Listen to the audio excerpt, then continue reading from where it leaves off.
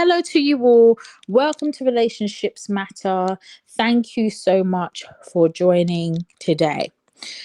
So, let's start with last week, just a brief summary. So, last week's topic was also how to move on, or not how to, moving on from our mistakes. And we focused actually primarily on the kind of mistakes that we have made, can make, and how we can and what that looks like in a relationship, and how that may lead to the breakdown of a relationship, lead to people separating. So that's what we really did. We tried to illustrate what mistakes we've made, not in a way to blame ourselves or to evoke feelings of guilt, but really to reflect on our past relationships. Maybe some people talk about, many people talk about the red flags. Perhaps there were red flags that people saw. I think red flags, would have to deal with that separately, because I think people see different shades of red when they look at these flags. I think the concept of a red flag is really there being some kind of hint, indication in one's behavior, in a situation. Sometimes it's not even in one's behavior, but in a situation that should give you cause to pause, cause for concern, to address it. Some people don't really interpret a red flag as the end of a relationship, but rather a reason for you to reflect, to ponder on some of the decisions being made. But that's what we looked at. And some of the comments made were along the lines of some of the mistakes we can make, or people have made, is that their motives were quite ill-informed, I would say. I know the word impure was used to describe motives, and then there was the argument that can we fully have pure motives? But I think the idea was that having intentions that aren't really fueled by I want to say, it's not really where everybody tries to deceive, or in that moment you're deceiving, but maybe the motives are self-centered, self-serving. Maybe the motives are fueled by fear and anxiety. So it's not necessarily deceptive, but that's one of the mistakes. So moving forward with not planting a relationship in the motive of, I want to start this relationship, and I fully want it to be a relationship that is building the both of us, and we see a future for that. So that was one of the things. I think the other is not knowing yourself. I think Evelyn mentioned that last week. No, not Evelyn. Apologies if I got that wrong. I know it was a woman. I mentioned, knowing yourself, the importance of knowing yourself, and how perhaps going in, and that can be quite difficult, trying to define yourself or redefine yourself by the relationship you're in, and using that to help you create or construct an identity. These aren't the words that were used. I'm using these words. So if you are listening and you mention this point, I am adding and editorializing slightly, or a lot. So this was another thing. And now there were other things that were mentioned. These were two of the things that really stuck out to me. But of course, there are different reasons for the breakdown of a relationship. Like I said, it's not always because of you. I'm not trying to evoke a guilty feelings, or have this environment of blame, or playing the blame game. But it is important to look back and say, okay, what could I do differently moving forward to build a better, thriving relationship, or to at least give myself the peace of mind and the clarity that a relationship deserves, so that you know how to move forward. So that was last week. So this week, I want us to focus more on what we can do to move on. What could help? Okay, so I'm not coming from the perspective or the angle of, being a relationships or dating expert, or having studied this as an academic profile or topic or anything like that. what I'm coming from is, one, I'm going to use examples from the word. Two, I may draw on my own personal experiences. For those people who don't know, I was single for all of my 20s, 10 plus years, and before I got married, and I've been single way longer than I was married, and I've been on various dating apps, and I was on Zolt for some time, and I've been in the position, maybe not exact position, but I can empathize with people. And there were mistakes that I made, and I've learned from them and continue to learn from those mistakes. So that's the angle I'm coming at you from. It's not a prescriptive angle by any means. This should be, I know I'm talking a lot in the first instance, but I'm doing some foregrounding so we're clear on how we're moving forward in this discussion. So a couple of requests actually for me, I hope that is clear on how we're leading into this discussion. Firstly, if you'd like to co-host, if you'd like me to bring you up on the stage for the whole, the remaining minutes that we have for this event, let me know. Raise your hand and you can come up and be a co-host. But, it's really to also get other people's perspectives, so that I do hear from you anyway. But I had a wonderful man called Andrew come co-host with me, and that was great. And so if you'd like to do that, you can do that. Also, I thought I'd create a time for a segment, just trying it, called Hit Reply. And it's to really create synergy between the chat and when we're talking on stage. I call it the stage. I think many hosts call it the stage. So Hit Reply is, there might be a particular comment on the chat that resonated with you, that you disagree with, that you found interesting, funny, thoughtful. So what you can do is actually come up and you can reply to that comment. So you can read the name, read the comment word for word. So you might want to screenshot it, because I know lots of these comments go quite quickly. So maybe screenshot it, read the comment, and then actually respond directly to it.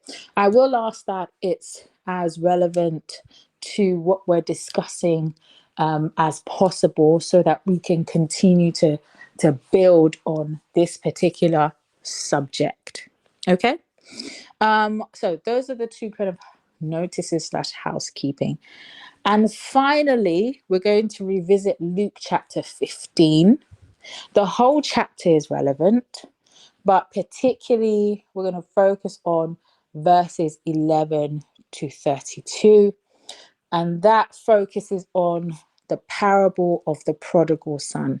And I'm going to draw on examples when I respond to people today, because I think when it comes to making mistakes that affect our relationship, I think with the prodigal son, he made mistakes and it affected his relationship with his father, his relationship with his brother.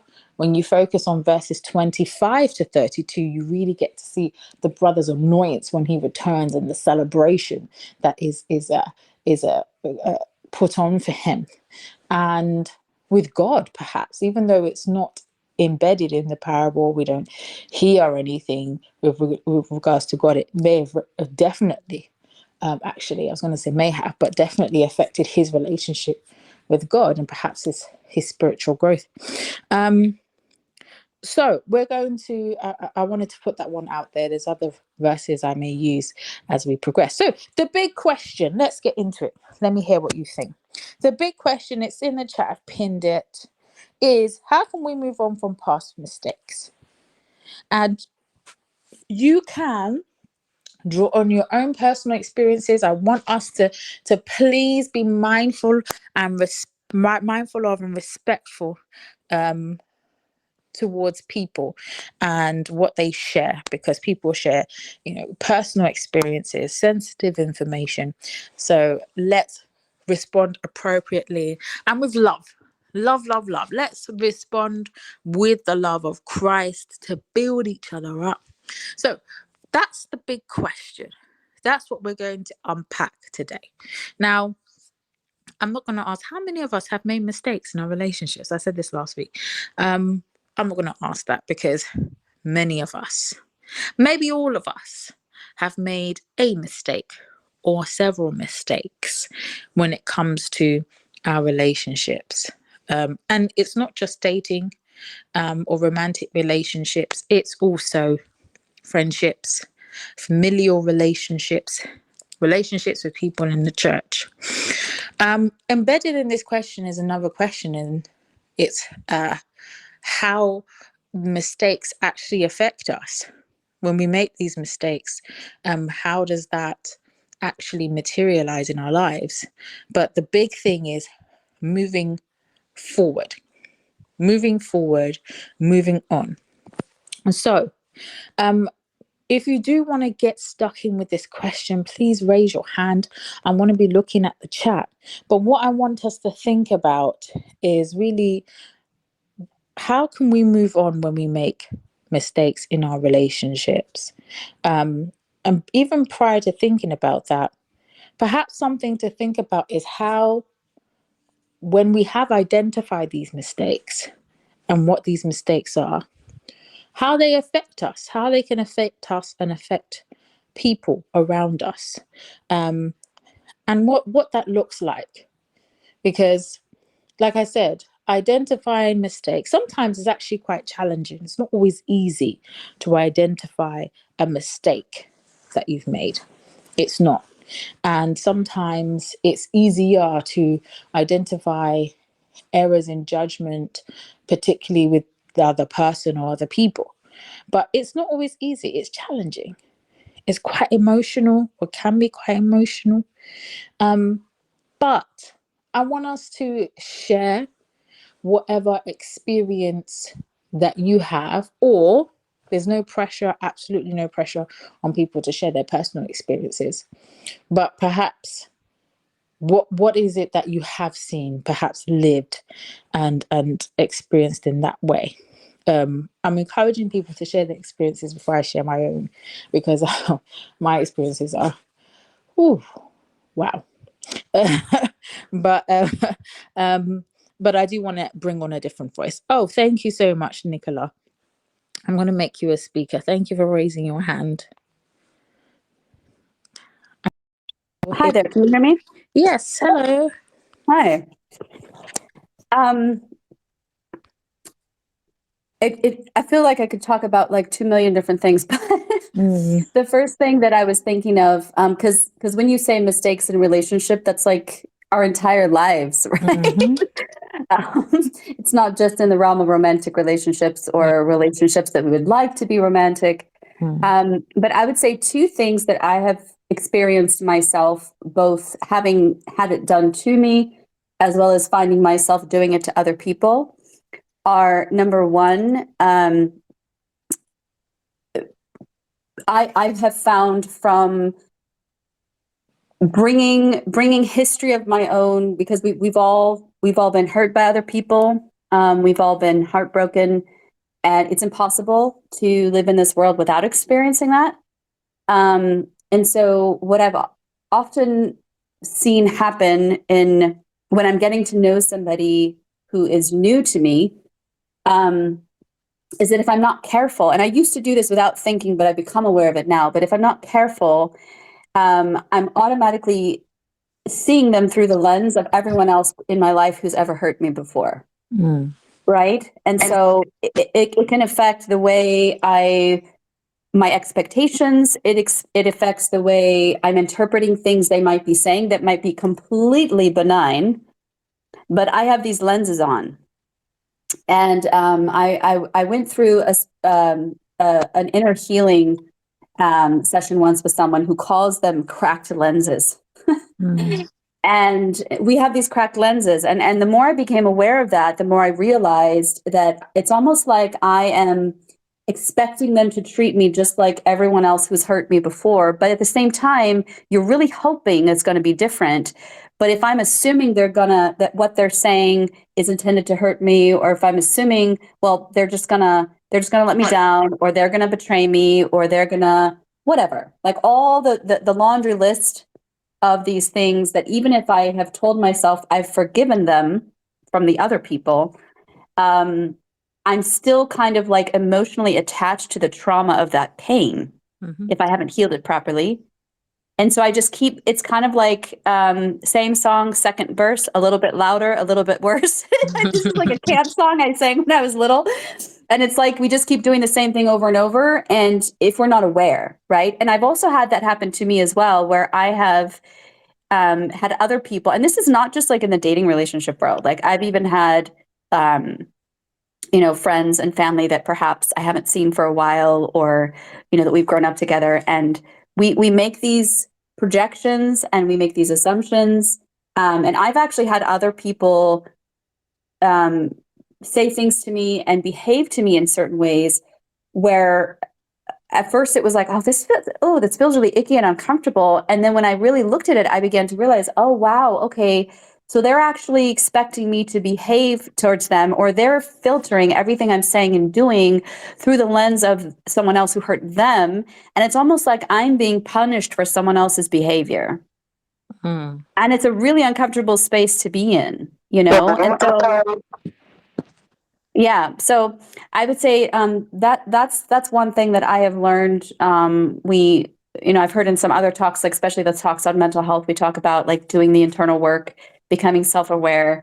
And I think that one of the most important things that I've done in my adult life was commit to getting therapeutic help or Christian counseling or whatever. When I began to realize I was stuck in these patterns, like, wow, why does this keep happening with different people, with different personalities, in different cultures, in different locations, but the same pattern keeps repeating? And so I think when you're asking about how to move on, I think the first thing for me has been, first I have to be aware that I'm stuck in this pattern, whether it's me doing something that's morally harmful or whether I'm really just having a dysfunctional communication pattern with somebody or relationship pattern with somebody because I just haven't healed this stuff that's in my heart from previous experiences. First is awareness. And then second is just committing to breaking the pattern, and it's not enough to want it to change, because I know none of us wants to be stuck in dysfunctional relationship patterns,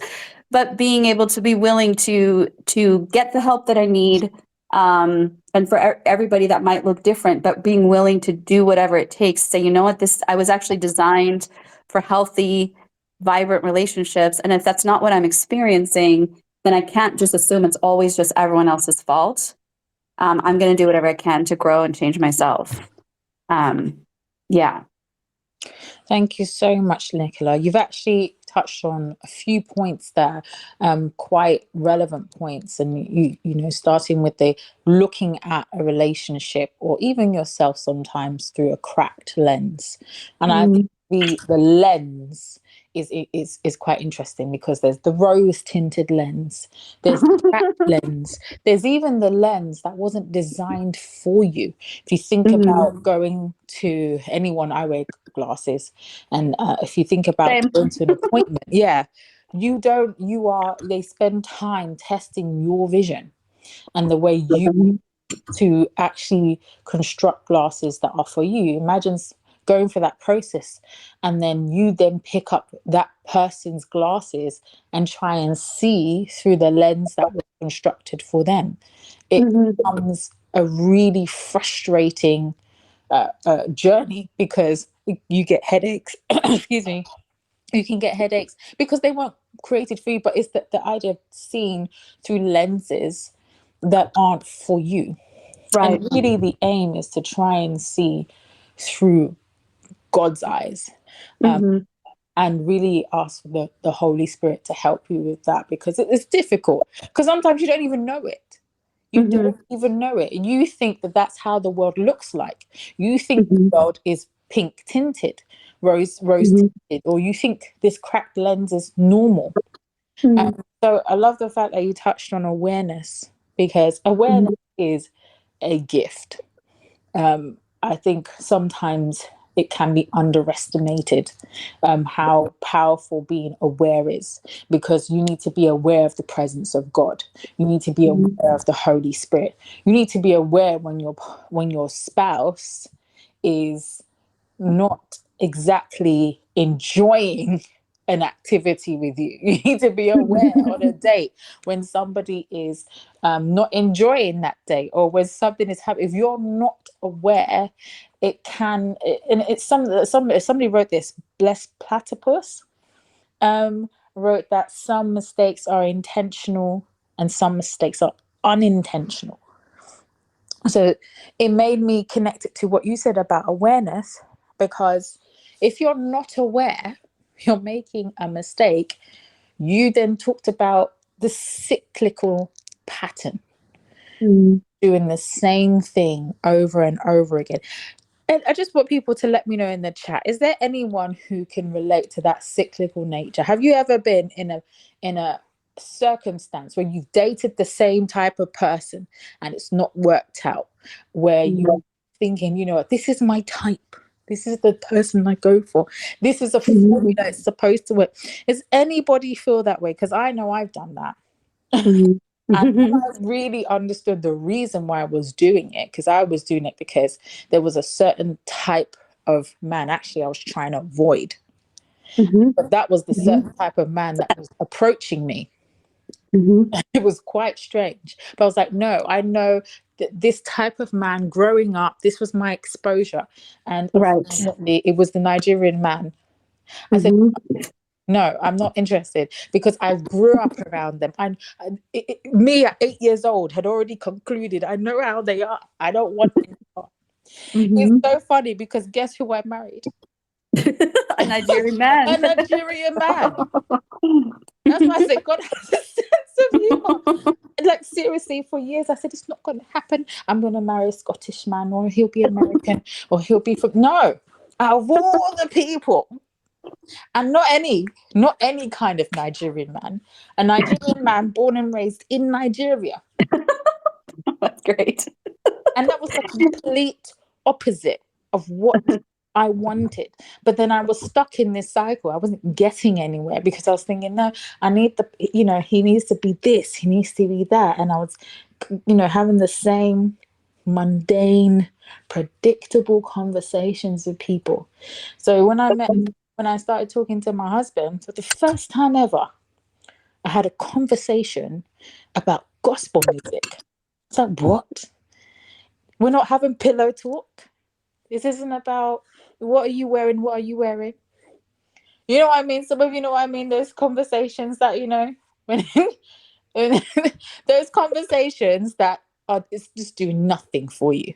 It's those conversations that really trigger certain emotions, and I thought, there has to be more to this.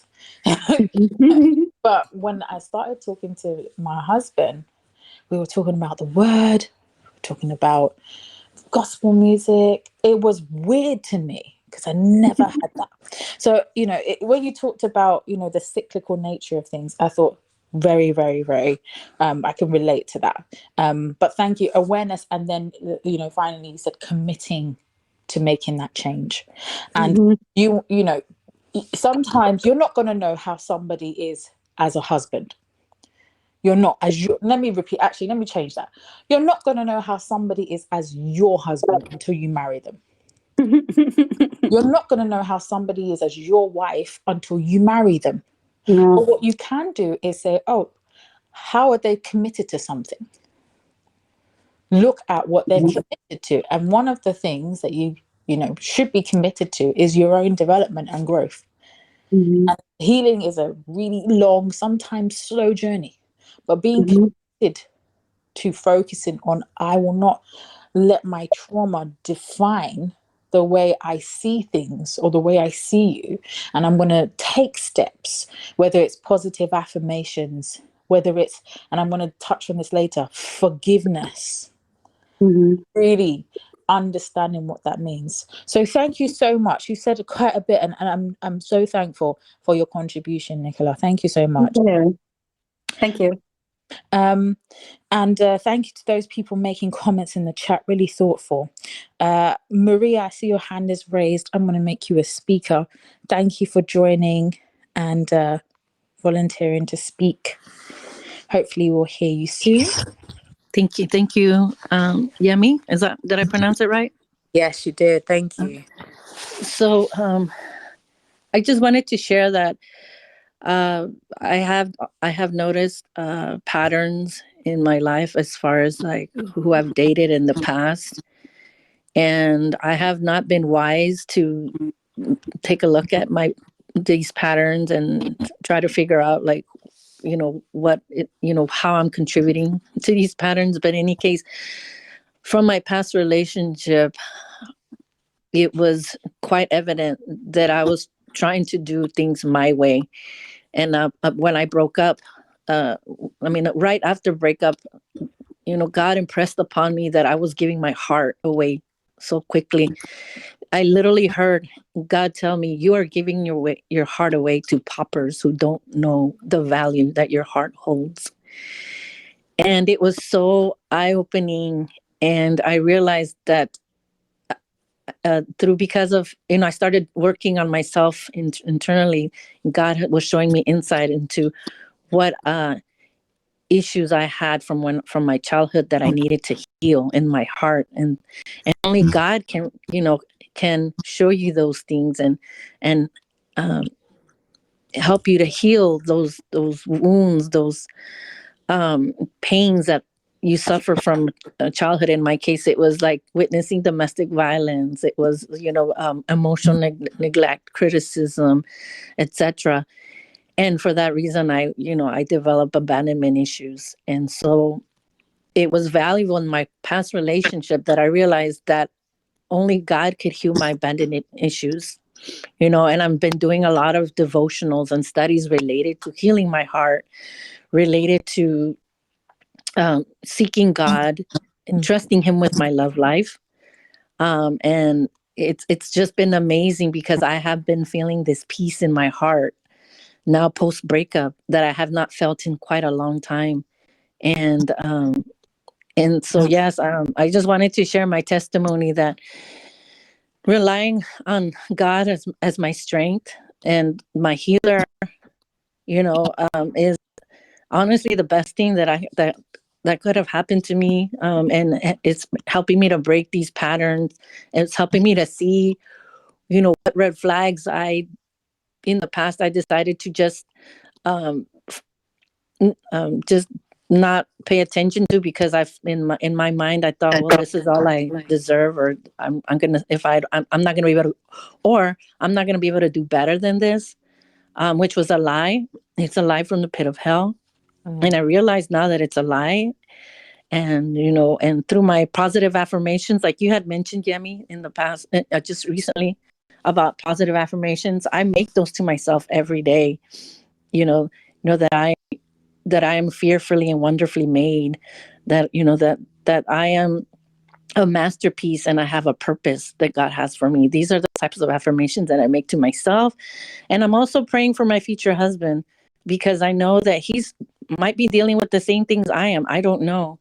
But every morning I take it upon myself to pray for him. I don't know him yet. I don't know who he is, but in faith, I am praying for his heart, for his daily walk, for any insecurities and whatnot that he might be dealing, as well as my, just like I am.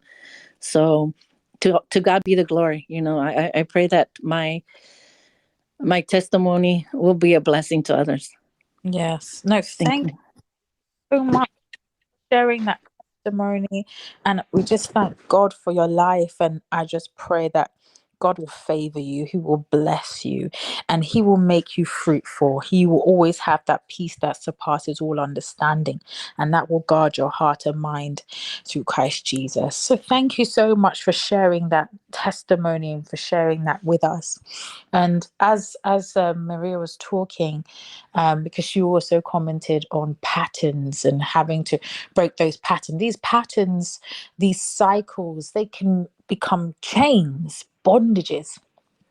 And it can be very difficult to break on your own. And it also led me to another thought of how I know in my past, I tried to address a spiritual problem with a physical remedy. And I believe that at the time, I needed to be aware that, for example, I was thinking there was one point in my life where I was very, very depressed. And there were multiple things going on, but at the root of it, I thought I was not enough. This is past tense. I think I'm amazing now. Just saying. uh, um, we thank God for progress.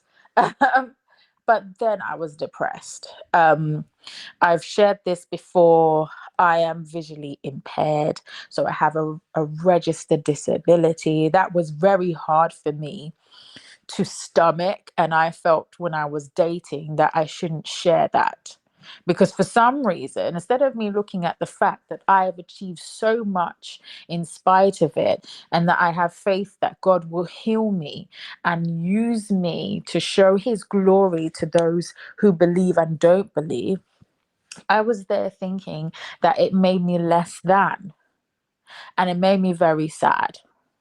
My mum is also visually impaired. She actually lost all of her vision before I turned 7, I believe. And I saw what she went through. And I kept saying I didn't want it to happen to me. So I went through a period where I didn't see the value God had put in me. It's hard to believe, but I was quiet. I went quiet for years.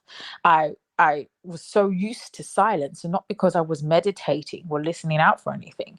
It's because I felt like I didn't have that voice. I doubted myself. If a guy was interested, I was like, I should be happy. All these things that are not right with me. It wasn't a physical issue. It was a spiritual imbalance, disturbance in me. And I kept trying to do physical things that I thought would fix the problem. Now, they're not bad things, like being healthy or trying to fix, address your diet, or, maybe self-care. And they all play a part. But in addressing the root, I thought all of these maybe physical things, even if, I need to go out more. To get out there. Again, not bad things. But when it comes to addressing something spiritual, that is where you need the help of the Holy Spirit, perhaps spiritual mentors, guides who can guide you through a journey of deliverance. That's what I had to recognize in me. So it made me think of that. So thank you, Maria, for sharing that. Nicola, I know I heard from you before, and I'm looking forward to hearing from you again. So thank you for raising your hand again. I really appreciate it. And I'm going to go to Manuel first, just because don't think I've actually ever heard from Manuel. So I'm going to make you a speaker. I hope you don't mind, Nicola, that I'm really interested in what you have to say. And Tiffle, welcome back. Welcome back, and thank you. I think you'd raised your hand, Tiffle. If you had, please raise your hand again. Interested to hear what you have to say. Manuel, hello.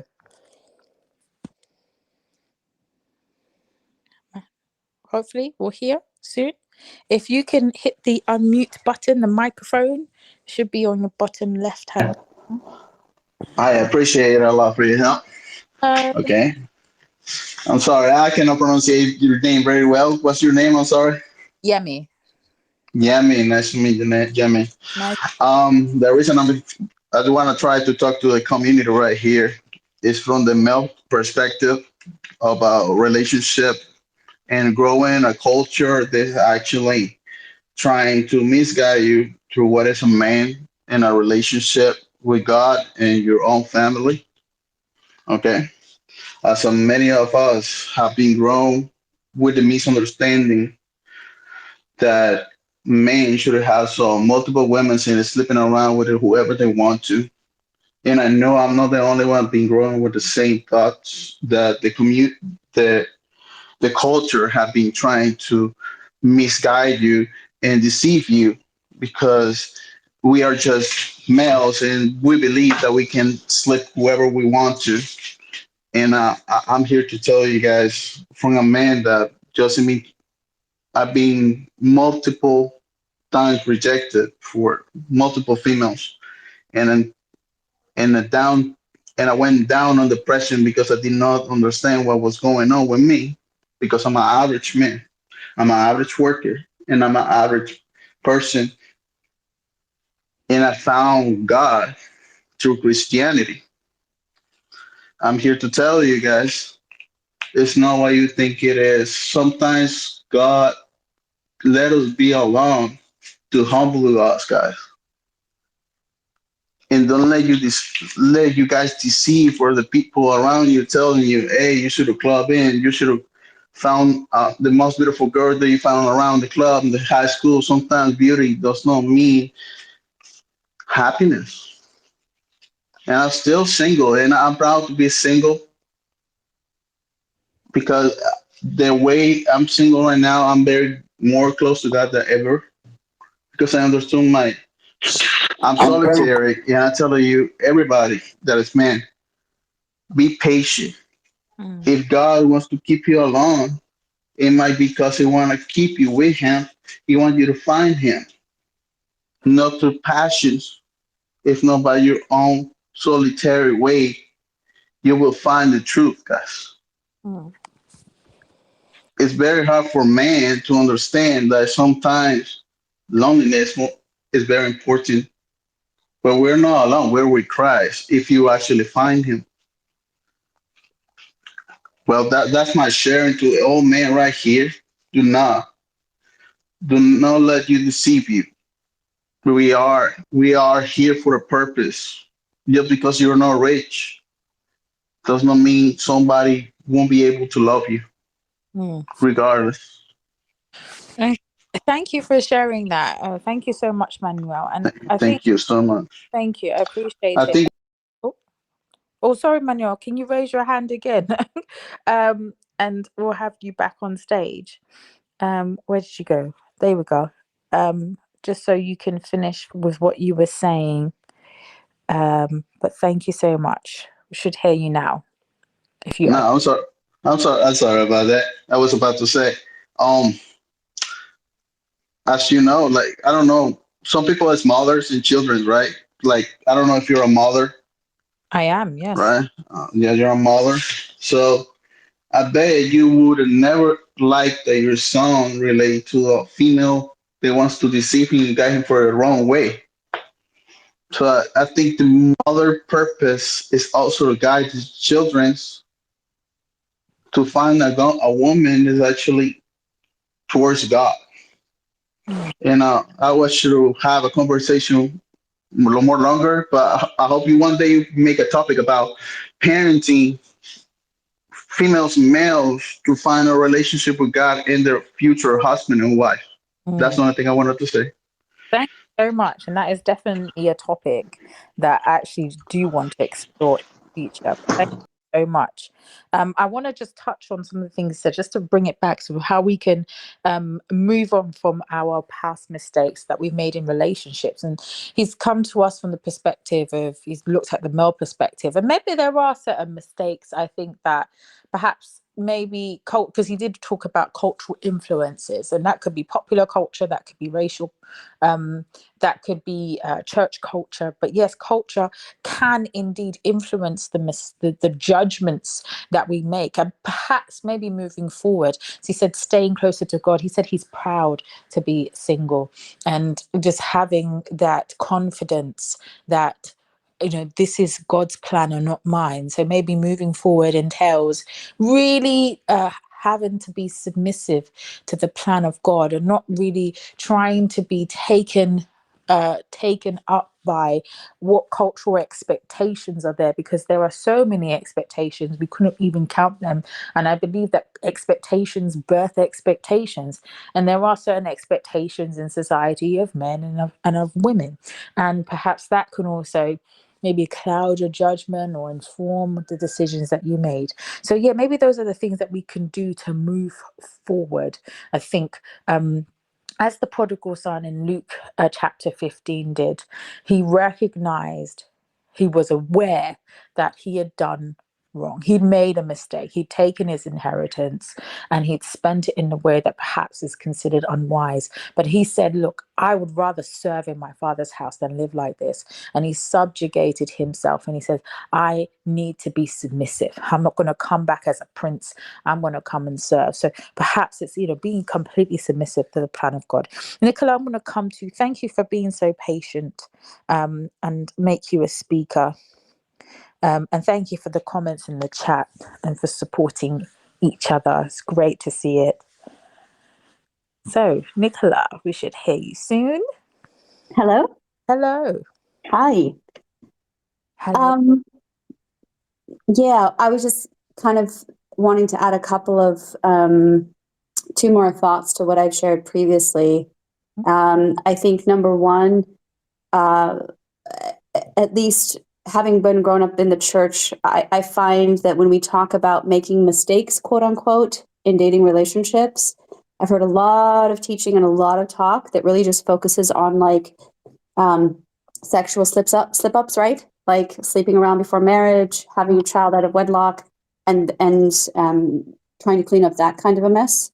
And that's important, right? And those are pretty, those kinds of mistakes can have lifelong consequences in some case. But I don't hear enough conversation about the mistakes we make in relationships that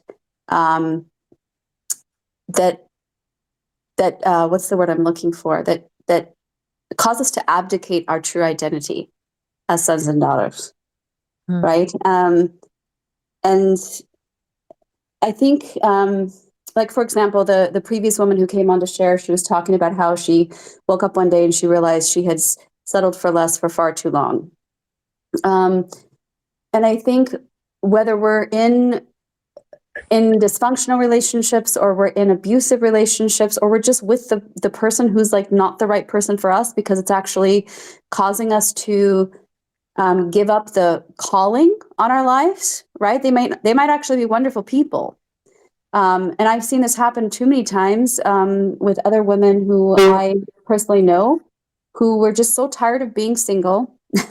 They were so tired of being alone that they allowed themselves to get married to someone who was like, I remember one woman, she had such an amazing heart for international missions. And she was very active in missions up until the time she started seriously dating this man. And I asked her, I said, so are you going to get married? And, tell me what he's like. And I never actually got to meet him because I moved shortly after that to a different country. But I remember her saying quite honestly, like, yeah, he's wonderful and he loves God, but he's not into missions. And this had been a huge part of her life. It wasn't just like she went on a 1-week mission trip and enjoyed it, but she was actively pursuing that as a long-term goal. And it made me so sad to see that she was willing to give up this calling on her life just because she really, really wanted to be married to this particular person who was actually otherwise a great person. I don't know how she's doing today. I've been out of touch with her for the past 15 years. But I've seen other women, both friends as well as my own sisters and myself, allow ourselves and choose relationships, whether they were dating relationships or long-term relationships, that were actually, we were making those decisions out of a false understanding of our true identity and worth. And I think it's the really abusive or really horrible relationships that kind of get the spotlight, but it can be something as subtle as that, that one woman who I just told you about. And I think it's really important to understand that if we're going to be living as kings and queens and co-ruling with Christ and bringing the kingdom of heaven to earth, then we have to seek the kingdom first. And it's not just doing the right things and being a good person, but also, am I really choosing relationships, both platonic and romantic, that are helping me to fulfill the design that God has for my life? And if they're not helping me fulfill that, then I have to walk away. And that's a hard thing to swallow in, the way that we're inundated with rom-com relationship advice. And I think the question about how to move on from making poor decisions, whether I've chosen to relate to people from a place of inferiority, and or whether I've chosen to be in mutually toxic relationships or whatever the dynamic might be. And when I wake up and have that moment of awareness and say, oh my gosh, what am I doing? I think what I've found to be really powerful is in the past, when I was much younger, it was always kind of like drilled into me. What did I do morally wrong? And I, I do the prayer and I ask God for forgiveness and I apologize to him and to the people I need to apologize to when I've done something that's hurtful. And that's good. But I think that's only half of the equation. Over the last several years, I've started training myself to additionally have a conversation with Holy Spirit and say, Holy Spirit, Father, what do you have to say about this? And then I'll ask as well, how do you see me? What do you have to say about me? Because really, anytime that there is a disruption in relationship, this is my theology, this is the way I see it, because we're designed for relationship at our very core with God and with others, is when there's disruption in relationship or any kind of dysfunction or harm or hurt or anything, is that we're acting out of a false understanding of our true identity. And that's a pretty blanket statement. And I won't unpack it all the way to like the most worst criminals in the world, because that's probably a very touchy topic. But as I began to see it through that light, it's not only helped me to have more grace for myself and to not walk around with never-ending shame, but it's also helped me to grow from those experiences beyond not just doing those things again, but also growing an understanding of, well, who am I as a daughter, and how in that situation was I acting as an orphan instead of a daughter? Yeah. Right? So Yeah. I'm so sorry to have to cut you off. I'm just looking at the time and I've got a couple of hands raised. So I am going to try and get them up. But I do want to thank you so much, because what you have said is so poignant and so relevant to us and so helpful. You made me think about so many things. I even think that there's, it will inform the next discussions that we do, because it's you're right, when it comes to identity and Mhm. relationships, I think there is a lot of discussions that we can have about that, because it's Mhm. and it can be our identities can be very fragile, but yet they need to be strong enough to withstand everything that it's exposed to. So Mhm. thank you so much for sharing. I'm looking at Thank you. we've only got 8 minutes left, but thank you so much, and I hope you come back next week. Andrew and Andy, thank you for waiting patiently. Andrew, I'm going to make you a speaker, but yeah, Nicola has excuse me, dropped some real nuggets of wisdom there, and I'm really grateful for that. Andrew, welcome back. Hello. Hi. Thank you. Yeah, I'm good. Just a little something I did want to share. Although it's maybe not massively related to the topic, I've seen it come up in the chat a few times, and I just want to encourage people, for those that are feeling like they struggle to get into relationships, or struggling in a relationship, or they're sort of saying, I've been single for all these years and nothing's happening. I believe this, if it's in God's will, if it's within God's will that you will find someone who will get married, it could well be that you might feel ready, but that person might not be ready yet. And also just to encourage those that, when people say, oh, you're amazing, like, how are people not noticing this? We know in scripture that God can open the eyes of the blind. I believe as well, sometimes God will, in a sense, close people's eyes and basically cause people to not see certain things, so it leaves you available for the person that God has got you. So just wanted to, I hope that makes sense, but just wanted to encourage people with that don't, I know it can get quite disheartening at times, but do hang in there. If it's in God's will, the other thing, just quickly, we'll sum this up, and this is the thoughts come to my mind this week. If God has got someone for you, he will make sure that happens. No matter what circumstances come your way, he will make sure that you end up with that person. So just going to leave it with that. Thank you so much. And it's interesting because next week, that was what I was thinking of doing. I was thinking of looking at long-term singleness. Uh-huh. because I was single for 10 years, almost 11 years before I met my husband. But I know there's people who've been single for 15 years and 20 years.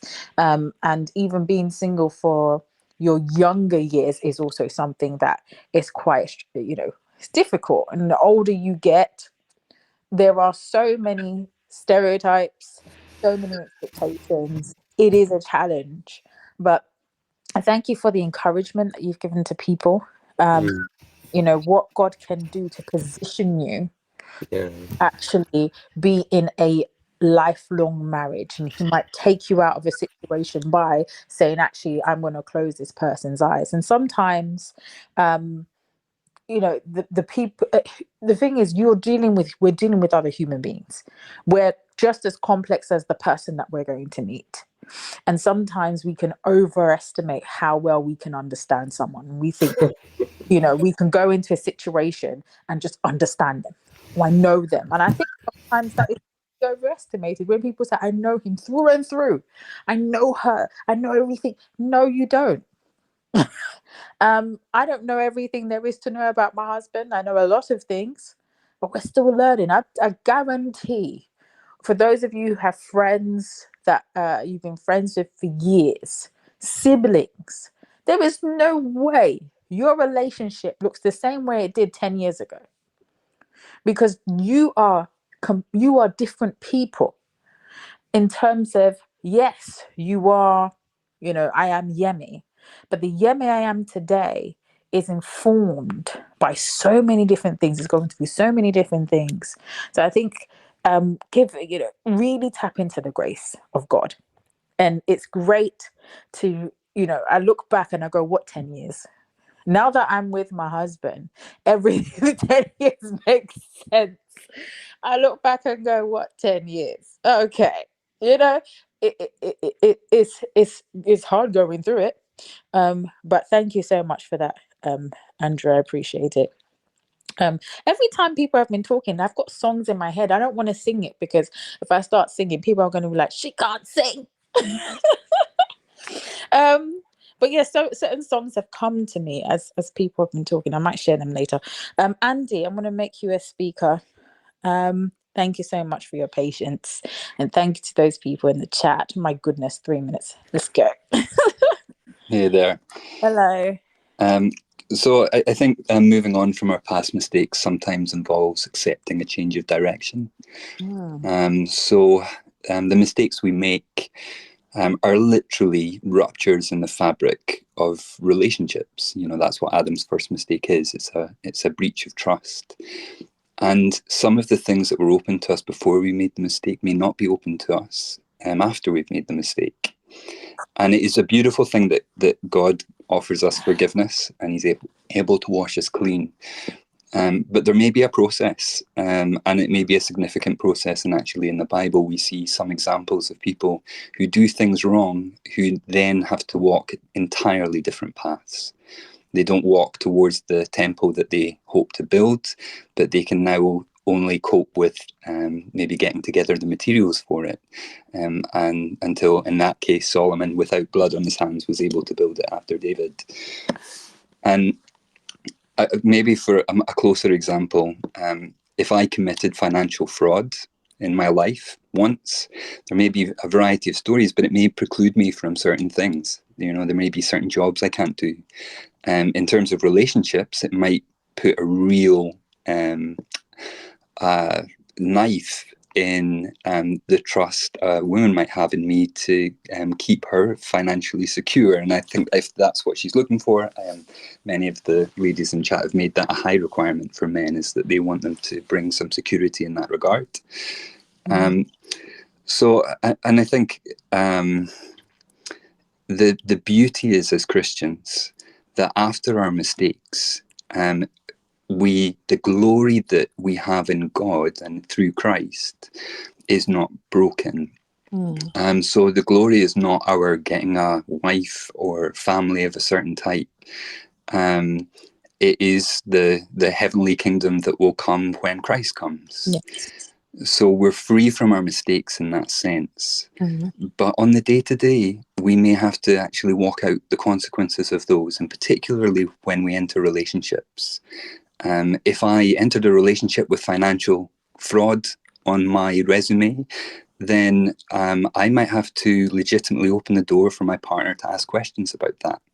And I certainly couldn't say, I'm forgiven, stop judging me, don't shame me, you shouldn't be asking me about those questions, you're clearly not Christian. And really those things are, it would be termed gaslighting.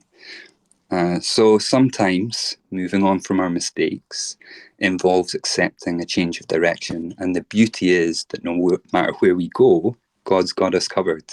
And that's what forgiveness and grace is. And that's what him making good from all that we do looks like. So. Yeah, no, thank you so much for that, Andy. And thank you for sharing your examples. We're covered by his grace. And that is a powerful way for us to end this discussion. The grace of God, when we think about the grace of God, there is nothing that we could have done. There's nothing that we did. There's nothing that we do that saved us. It's the grace of God. It's I think it's in 1 Timothy chapter 1, where Paul says, he recognizes how he used to be. He said he was ignorant, but it was because God had mercy on him. It was because of his grace, depending on the version that you read. And I'll just thank God for his grace. And people have been typing sing, and I'm sweating because I don't want to embarrass myself. There's a song called I think There Is a King in You. It came to me a while back because I was thinking about, moving on from past mistakes. And I think, this is something Nicola touched on as well, about your identity. And I think, that is a future discussion we'll have about identity, because it's a big topic, but not understanding your identity, your purpose, and understanding how amazing you are because God is, because he is, I am.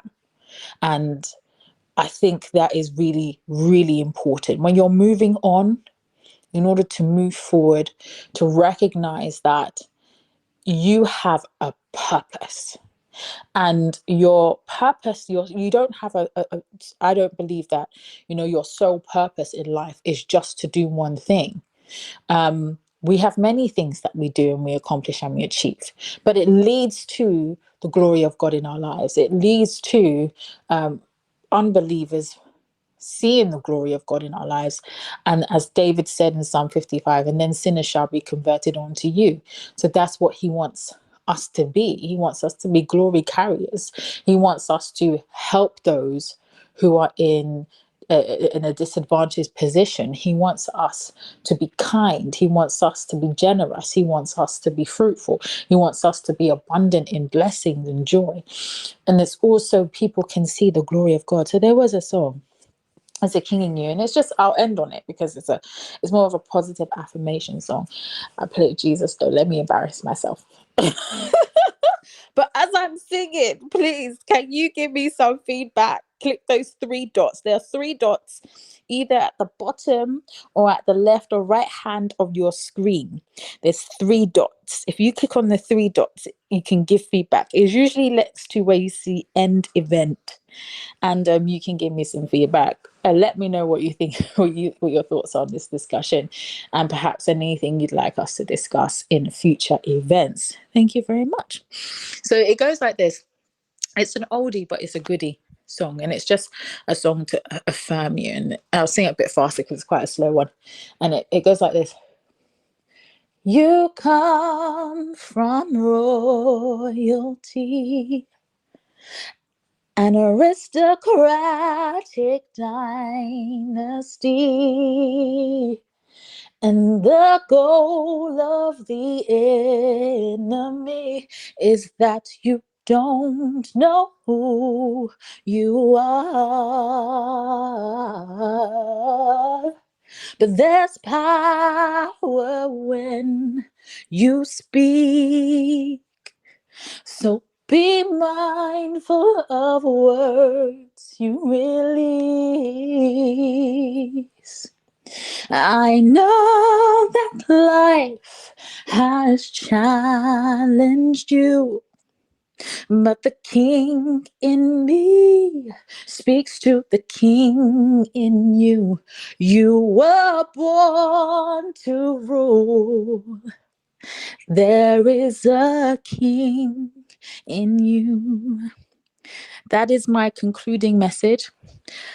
I don't know how that sounded, but we thank God for his grace. Praise the Lord.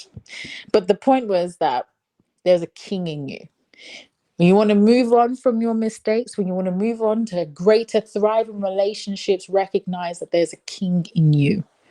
And that is greater than every mistake you can make.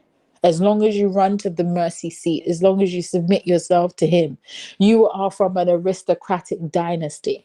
And the goal of the enemy and those things in life is to distract you, to deter you from recognizing the power that is within you. As a single person, you may have been single for 10 years, 15 years, 20 years, twice divorced, whatever it is.